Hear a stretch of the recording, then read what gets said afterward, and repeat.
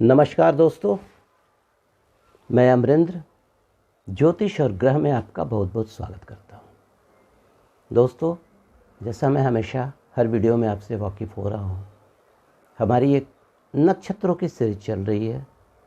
उस सीरीज़ में मैं इंडिविजुअली हर नक्षत्र पे एक छोटा सा विश्लेषण कर रहा हूं कि अगर आपके जन्मपत्री में वो पर्टिकुलर नक्षत्र में आपका जन्म हुआ है या किसी का भी जन्म हुआ है, तो उस नक्षत्र में जन्म लेने वाले लोग का स्वभाव कैसा होगा, किस तरह के हो सकते हैं, किस तरह की सावधानियां बरतनी है और किस तरह से अपने कुंडली को अनुकूल करें कि वह ज़िंदगी में आगे बढ़ते चले जाएं।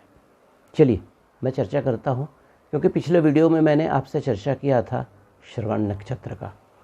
अब मैं जो आगे चर्चा करने जा रहा हूं, ये मेरा 28वां पार्ट होगा नक्षत्रों का, और ये सौर मंडल में 23वां नक्षत्र होता है जिसका नाम है घनिष्ठा। तो घनिष्ठा यहाँ पर मैं चर्चा करूँगा घनिष्ठा नक्षत्र में प्रथम चरण और द्वितीय चरण में किनका जन्म हुआ है, और दूसरे वीडियो में चर्चा करूँगा तीसरे और चतुर्थ चरण में जन्म लेने वाले लोगों का। तो दोस्तों, अगर आपका जन्म घनिष्ठा नक्षत्र के प्रथम चरण में या द्वितीय चरण में हुआ है, तो यहाँ पर क्या होता है कि घनिष्ठा नक्षत्र जो है इसके स्वामी मंगल हो जाते हैं, और अगर प्रथम और द्वितीय चरण में जन्म हुआ है तो राशि मकर हो जाती है।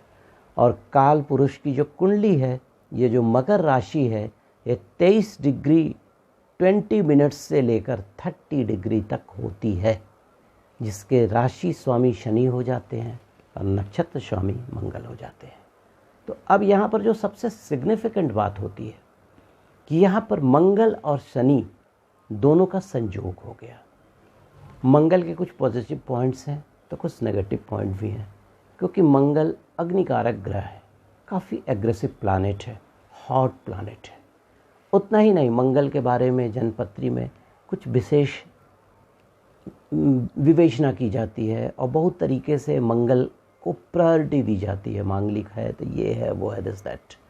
उसके अलावा शनि, जो आज हमारी जन्मपत्री का जो विश्लेषण होता है उसमें ये जो 3 प्लैनेट होते हैं, शनि, राहु और केतु, इसको लेकर बहुत सारी चर्चाएं हो जाती हैं। इवन जो नॉर्मल आदमी जिनको थोड़ा बहुत भी ज्योतिष का ज्ञान है, वो भी जैसे ही शनि आ गया या कुछ आ गया तो बस शुरू हो जाता है कि शनि की महादशा आ गई। उनका कहने का मतलब है कि शनि देव जो है हमेशा गड़बड़ ही करते हैं। ऐसा कुछ होता नहीं है। अगर आपकी जन्मपत्री में सब कुछ अच्छा है, शनि देव भी आपको सपोर्टिव हैं, मंगल भी सपोर्टिव है, तो सारी चीज़ें पॉजिटिव हो जाएंगी। हाँ, लेकिन जब 2 हॉट प्लैनेट मंगल और शनि मिलने पर होता क्या है, मंगल और शनि में मित्रता नहीं है। मंगल अग्नि तत्व है, शनि वायु तत्व है, और अग्नि वायु का जो संयोग होता है, आप समझ सकते हैं कि अग्नि और वायु अगर आपस में मिल जाए तो अग्नि और तेज हो जाती है।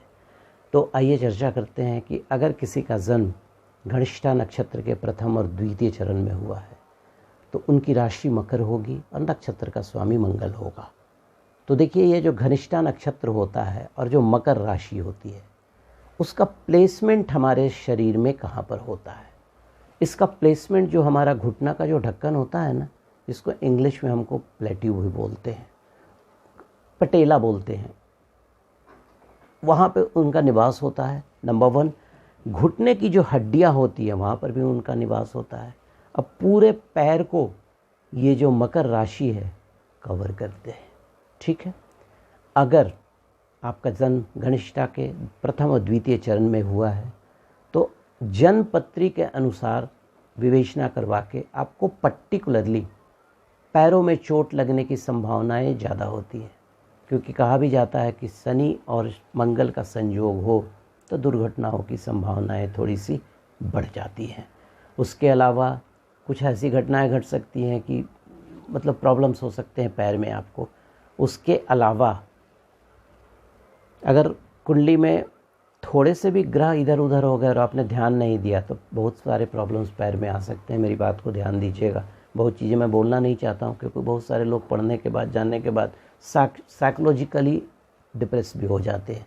ठीक है, घनिष्ठा नक्षत्र में जन्म लेने वाले को हमेशा फोड़े, फुंसी, एक्जिमा, खुजली, इन चीज़ों की शिकायतें रहती हैं। हमेशा इंडाइजेशन का प्रॉब्लम रहता है, कोई भी चीज़ उनको जल्दी पचेगा नहीं, इस तरह की होती है। सूखी खांसी उनको काफ़ी परेशान करता है, काफ़ी परेशान करता है अगर उनका घनिष्ठा नक्षत्र के प्रथम और द्वितीय चरण में जन्म हुआ है तो। और भी चीज़ें फैक्टर हैं, बट ये सारे चीज़ें मतलब they are prone to this. लेकिन अब आइए बात करते हैं कि अगर घनिष्ठा नक्षत्र में जन्म लेने वाले लोग होते कैसे हैं। देखिए, जिनका भी जन्म घनिष्ठा नक्षत्र में होता है, सबसे पहले तो वो बलिष्ठ होंगे, फिज़िकली काफ़ी अच्छे होना चाहिए उनको। उसके अलावा लंबे होते हैं, नाटे तो हो नहीं सकते, इम्पॉसिबल। काफ़ी धनी होते हैं, दानी भी बहुत होते हैं, बहुत जनरस। उनके पास अगर बहुत सारे पैसे कौड़ी हैं तो उसको बांटने में भी वो ज़रा सा भी संकोच नहीं करेंगे। बहुत साहसी होते हैं। पुलिस, कमांडोज़, मिलिट्री की सर्विसेज में ये लोग बहुत अच्छा सर्विस देते हैं और मैक्सिमम लोग वहाँ जाते भी हैं। बहुत एम्बिशियस होते हैं, इसमें कोई शक नहीं। जिन चीज़ों को इन लोगों ने टाल लिया, उन चीज़ों को करने से पीछे ये हटेंगे नहीं। लेकिन रिटेलिएशन की भावना बहुत ज़्यादा होती है। अगर आपने इनको गाली दे दी तो ये फिर ताक में रहेंगे कि किसी तरीके से उस गाली का बदला या फिज़िकली लें या इमोशनली लें या वर्बली लें, लेकिन दे विल, मतलब वो करेंगे। बहुत एग्रेसिव होते हैं। घनिष्ठा नक्षत्र वाले जो होते हैं काफ़ी एग्रेसिव होते हैं। लेकिन कभी कभी क्या होता है कि इन लोगों को कुश्ती का, जिम का, आजकल जिम हो गया है, नहीं तो पहले वो जो कसरत वगैरह की मतलब की ओर झुकाव रहता है, तो कभी कभी इन लोग को इम्पोटेंसी की भी शिकायतें आ जाती हैं। अब आइए चर्चा करते हैं कि अगर किसी का भी जन्म घनिष्ठा नक्षत्र के प्रथम और द्वितीय चरण में हुआ है तो किस तरह का प्रोफेशन में वो जाएं तो उनको थोड़ी सी अच्छी सफलता मिलेगी। देखिए, अगर वो आयुर्वेद को चुनते हैं, होम्योपैथ को चुनते हैं, अगर मेडिकल की पढ़ाई करते हैं तो ऑर्थो का जो विषय होता है, ऑर्थो स्पेशलिस्ट अगर वो होते हैं, उसके अलावा खान और जो ज़मीन के अंदर का जो माइनिंग वगैरह होता है वहाँ का काम, क्योंकि यहाँ पर शनि मंगल दोनों का संबंध हो गया। शनि और मंगल दोनों मिलकर टेक्निकल लाइन एक अच्छा इंजीनियर बना देते हैं। रिहैबिलिटेशन, HR, यहाँ पर भी इनकी काफ़ी संभावनाएं हो सकती हैं।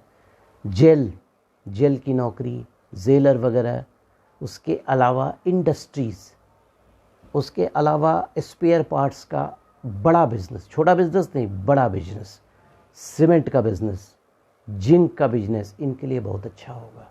शराब की एजेंसी, शीशा का बिजनेस, लेड जो होता है उसका बिजनेस, जूट आदि से संबंधित अगर ये व्यापार करते हैं तो he can get ample success in his life. उतना ही नहीं, जो बूचड़ खाना होता है या कसाई होता है या मटन वगैरह का अगर वो बिज़नेस करना चाहते हैं तो अगर उनका जन्म घनिष्ठा के प्रथम और द्वितीय चरण में हुआ है तो उनके लिए अच्छा नहीं, बहुत अच्छा होगा। तो दोस्तों, यहाँ पर दो चीज़ समझिए आप।